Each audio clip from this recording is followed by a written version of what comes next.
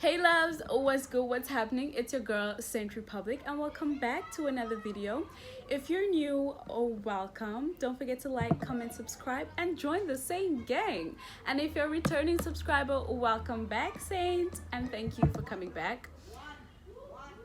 Excuse the background noise. There's just kids decided to play when I want to film. Let me give you the tea on let me just give you the tea. Okay, we are going to be talking about the creative industry in Cape Town and being a creative slash influencer slash whatever category in the creative category.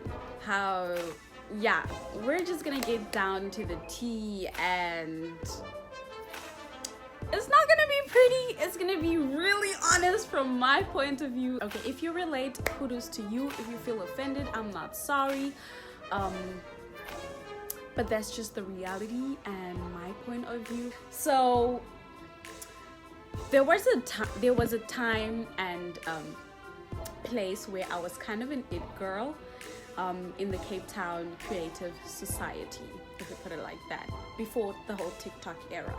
I'm not giving shade on any TikTok stars or influencers or TikTok whatevers. TikTok is a beautiful, great platform to grow whatever. But when Instagram was basically the shit, okay, and when like having like legit work in the creative freelance industry that I was kind of playing in at the time was basically the ish, doing your thing was a great thing, and being original was a really good thing. So it was nice. Okay, this was back in 2017 2018 kind of vibes, and I was like literally starting to pop. I was starting to get like mass followers, like 1,000 followers every month. I was like literally being that girl. Okay, she's cute, she gives out content. And then I started like meeting people in the same niche that I was in. There would be like gatherings or like get-togethers and stuff like that. But I trained myself, not even like trained myself. I initially didn't want to be at like every single gallery and like every single pop-up, every single like get together, because I'm not trying to meet everybody there, okay? I'm not trying to be fangirled on at the time, And also I was literally a shy person. Like crowds didn't even like wave me like that and stuff like that, but I would greet back and stuff like that. Fast forward, I made a few friends in the niche that I was in, photography based and stuff like that. Met a couple of great photographers, freelanced, worked most of the time, and things were going good. Things were going good until I was woke. I woke up and like it just hit me like, these motherfuckers ain't your friends. These motherfuckers they're really just biting off your shit. Like, I'm not gonna say I was the first to do things, but I am going to say that I made originals when it came to my content. And the creative groups that I was with at that time really looked down on my talent and looked down on me as an individual. It was all fun and games, all laughs and stuff, until like I had to see people for who they were. And don't get me wrong, like, this is my experience. If you come on here and you find out, or you basically seeing this video and you feel some type of way, this is just basically me saying my truth, and it is what it is. So the creative group that I was with at that time, not really like with, but that like I kind of put myself in with at that time, and collaborated with at that time, I thought were cool people. Because I I used to get invited and I would go, and I wouldn't go to like everything that they would like, every events that they would be at, or like every creative spaces that they were at, because they would gatekeep. Like when I would reach out to certain people that they knew of and, you know, had connections to and stuff like that, they would like gatekeep, and I would let them know like, hey dude, I've got a meeting with so and so and so regarding this and that, and I really want you guys to come with and stuff, just to show some moral support and stuff. Next thing I know, gig got cancelled, photo shoot got cancelled, and it started happening more frequent, to the point where I was like, am I the problem? Am I a threat? Am I the issue? And then yeah, it got ugly, to the point where rumors started being spread about me being a thought slash whore and stuff like that, because I was kind of like being a little too friendly with people that they didn't really mess with around at that time, or people that they kind of looked up to, if I put it like that, if I put it in that context. And it made me feel like, oh my god, like these people aren't even my friends. Like when it came to work, I would get like shunned down with ideas and stuff like that, and they would literally steal my ideas and you know, produce that content and stuff like that. But I wasn't like in that space or that mindset of being vindictive and having like a vendetta and stuff like that, because I was just like, that's just lame. Like if you can't have like your own creative ideas, and then you want to bite off my shit and then still talk shit about me, and then still act like you're nice to me and act like you cool with me, no, sorry, that's just like hella lame. So that was that. And then I kind of laid low for like in between 2018, 2019, I kind of laid low just to see like what type of content and the type of ideas they would be biting, because literally when it came to my feed posts and the layout of my feed, they would literally bite my feed. I swear, they would bite the layout of my feed. They would bite how I would create certain content, how I would edit my videos and stuff like that. But to me, I took it in a space where it was like, I am actually inspirational. It was like low for them to do, but to me it was like, I get it, I'm an inspo, I'm an icon, and y'all just trying to do shit. So when it got to the point where I was like getting a lot of followers at that time, I think I was like at like 5,000 or 7,000 followers, boom, all of a sudden people were reaching up to like 15, 17, 20k, me knowing damn well that these motherfuckers are using bots.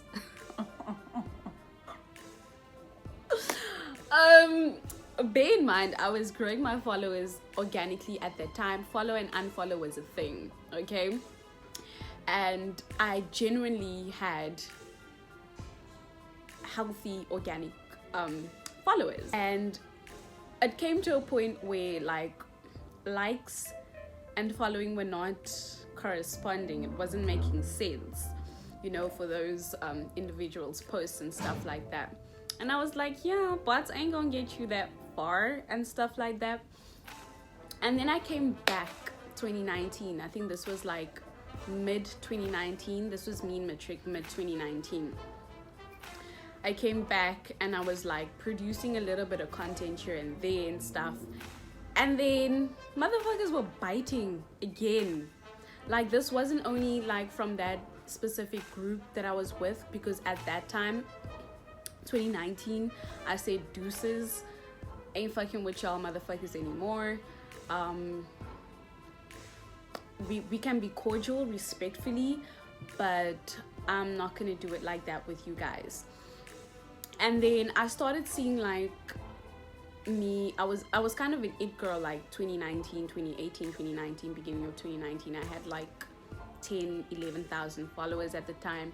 Followers didn't really mean shit to me at the time, because I was just like, you know, I really grew the account. I really just grew it to the purpose of like having to work with brand deals and getting sponsorships and stuff like that, you know, for the benefit of myself and growing my own name as Saint Republic, Saint Republic, basically.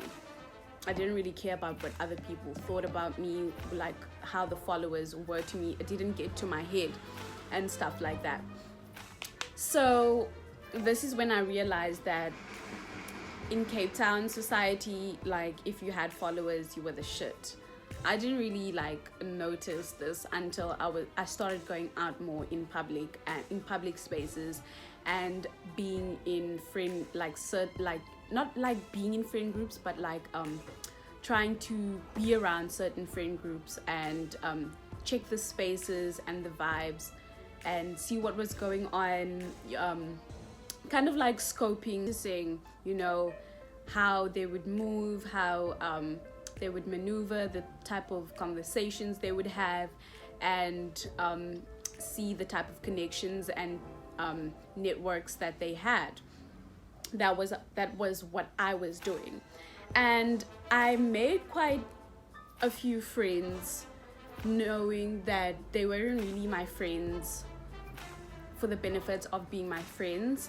They basically wanted to be around me for cloud purposes. And at the time, I didn't really notice. It took me like a whole 6 months. Maybe, like, I'm really slow sometimes. It took me like a whole 6 months to notice that these motherfuckers were like cloud jumping and, you know, like just wanted to be around me for social media clout and shit. And when I realized that, I stopped introducing myself as Saint Republic. I stopped being around so much in public and started distancing myself, because it got to a point where people started using me and basically just wanted to be around me because I'm Saint Republic. Like, it didn't make sense, man. It really didn't make sense.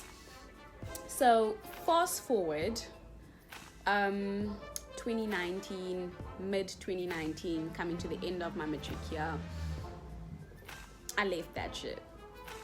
I said deuces to social media, okay?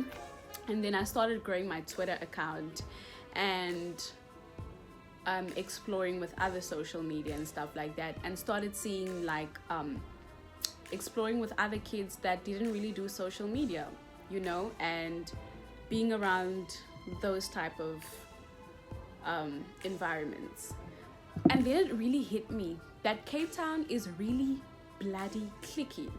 Like, if you're not part of a certain clique, you're not the shit, which made no absolute sense, because you're either part of like the rich kids club, you are either part of like the creative clubs, the cool kids club, the slay queens club, the bougie bitches, or like stuck up, or like an outcast.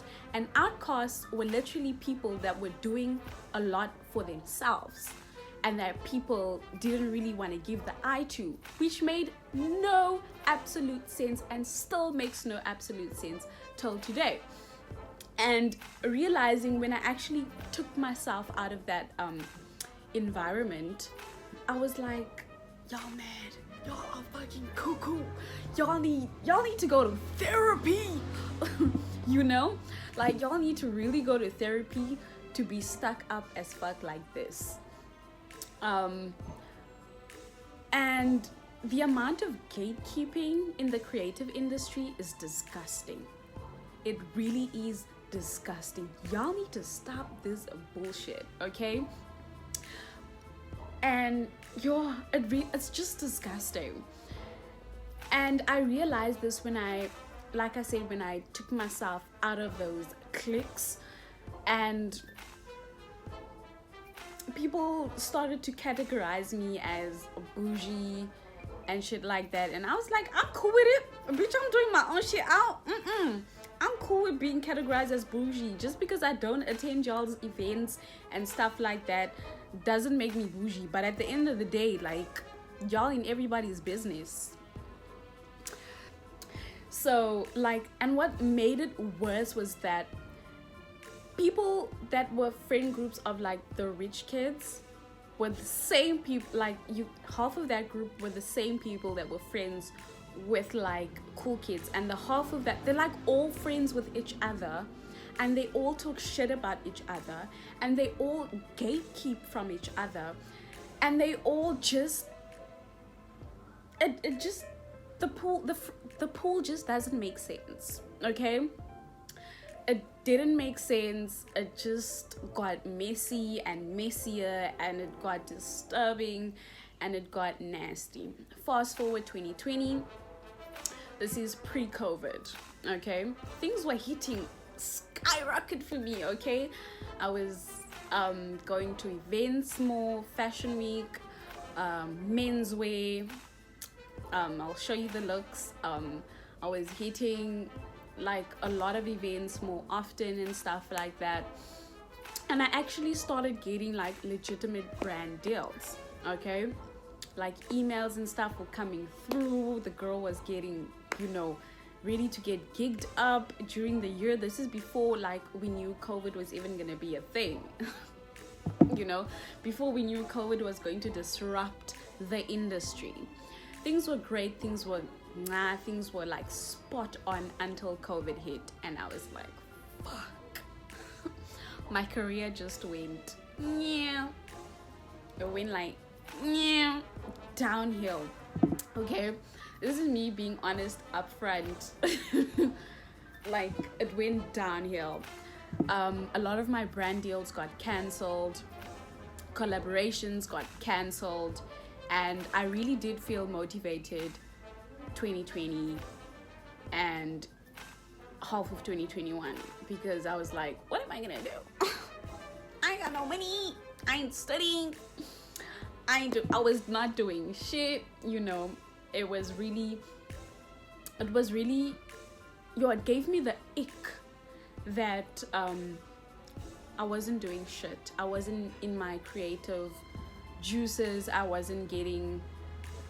didn't get any of the deals that I thought I was going to get.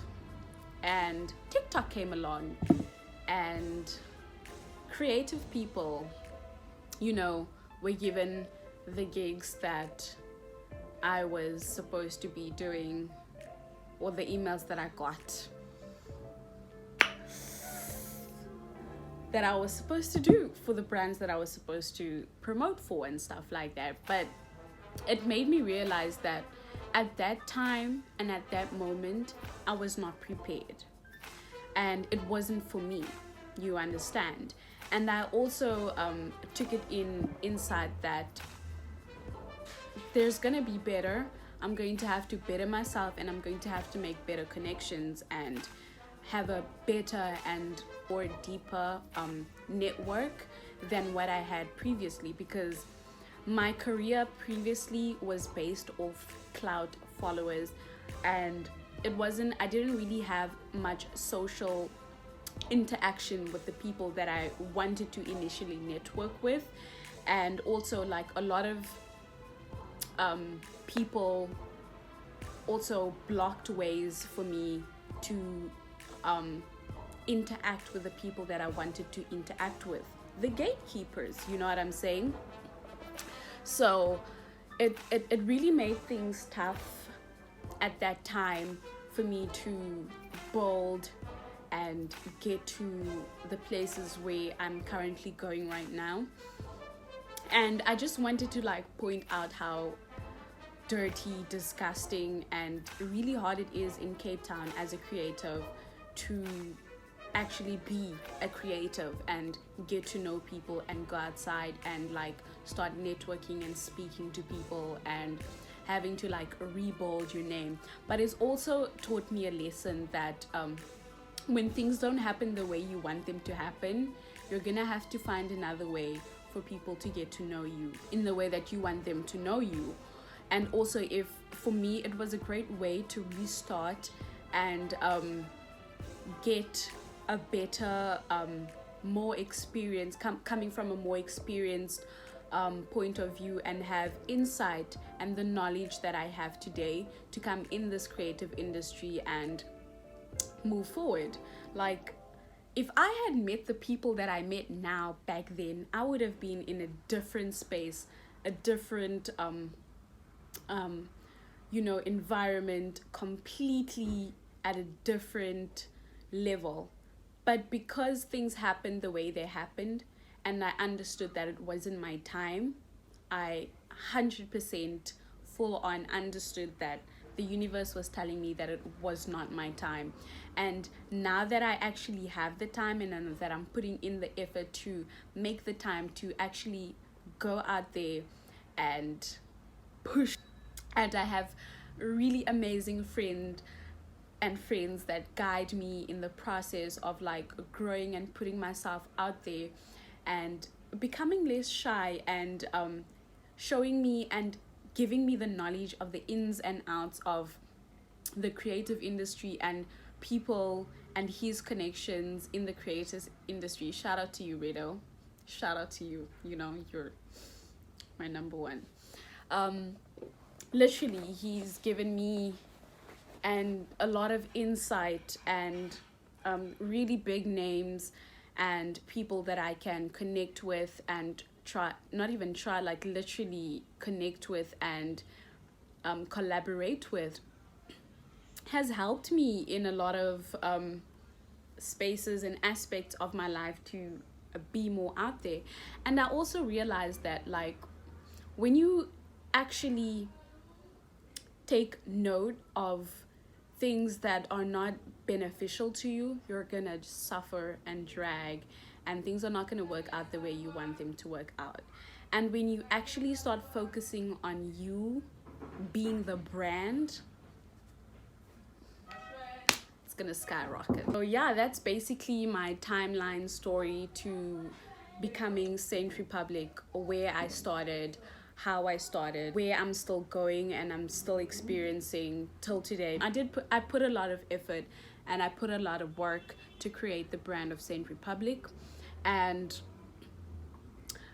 thank God it has not been tarnished. The name has not been tarnished, because I've managed to upkeep the image of the brand. Obviously, me being the brand, I've learned also that if I force a lot of things, it won't really come naturally and stuff like that.